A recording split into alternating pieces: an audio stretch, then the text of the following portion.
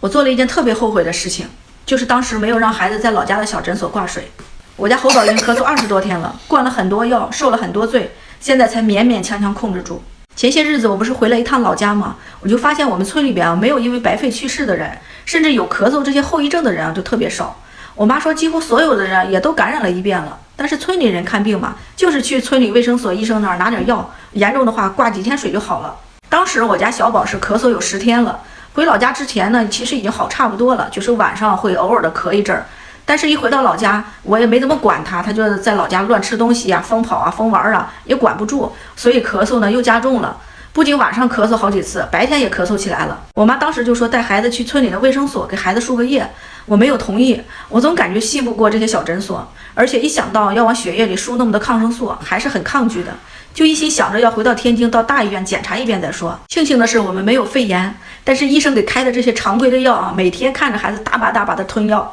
然后那个咳嗽还是依然控制不住，到现在才勉勉强强控制住了。